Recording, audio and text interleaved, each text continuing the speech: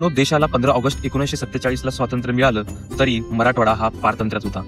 देशातल्या 562 संस्थानांनी भारतात सामील व्हायला होकार दिला असला तरी जुनागड, काश्मीर आणि मराठवाडा म्हणजेच हैदराबाद संस्थान ह्या 3 संस्थानांनी भारतात म्हणजे भारतीय संघ राज्यात सामील व्हायला नकार दिला होता.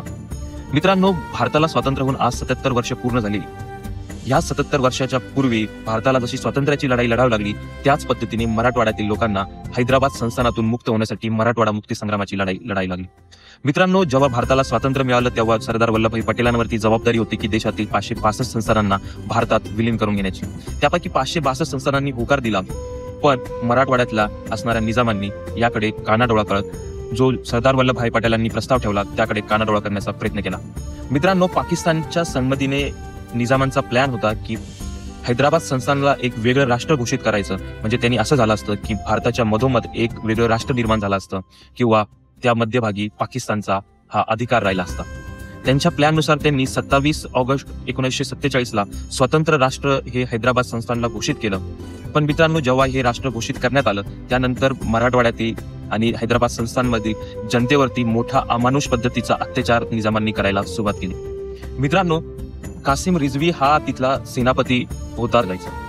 मित्रांनो, ह्या अन्याय अत्याचारापासून दूर होण्यासाठी, हा अन्याय अत्याचार दूर करण्यासाठी मराठवाड्यामध्ये स्वामी रामानंद तीर्थ यांच्या नेतृत्वामध्ये मराठवाडा मुक्ती संग्रामाच्या लढाईची एक चळवळ सुरू झाली आणि रजाकार संघटनेच्या माध्यमातून निजामांनी अतोनात हाल अपेष्टा देण्याचं काम मराठवाड्यातील जनतेला सुरू केलं.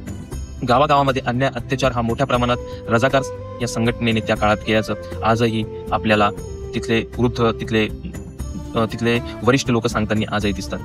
मित्रांनो, ह्या अन्याय अत्याचार प्रचंड प्रमाणात वाढल्यानंतर हैदराबाद संस्थानाने भारत सरकारमधला जो जैसे था करार होता त्या कराराचं कायम उल्लंघन करण्याचा काम त्या ठिकाणी हैदराबाद संस्थानातील निजाम करत होते.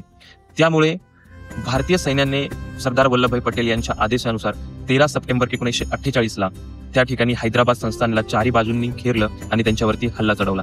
17 सप्टेंबर 1948 ला मित्रांनो, तिथल्या निजामांचा असणारा जनरल इद्रिस, तो तिथल्या सेनेचा प्रमुख होता, तो स्वतः शरण आला आणि त्यानंतर स्वतः निजाम सुद्धा त्या ठिकाणी शरण आला.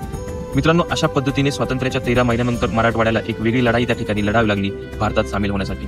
पण सरदार वल्लभभाई पटेलांनी त्या ठिकाणी आर्मी घुसवली, म्हणजेच त्याला पोलीस ऍक्शन म्हणून मोठ्या प्रमाणावरती ऑपरेशन चर्चेत असतं. इतिहासात याची नोंद आहे. मित्रांनो, मराठवाडा स्वतंत्र होऊन मराठवाडा भारतात सामील होऊन आज 77 वर्ष पूर्ण झाली असली तरी मराठवाड्यातले जे प्रमुख आणि बेसिक प्रश्न आजही तसेच आहे. मराठवाडा मुक्ती संग्राम दिनाच्या सर्वांना खूप खूप शुभेच्छा. धन्यवाद.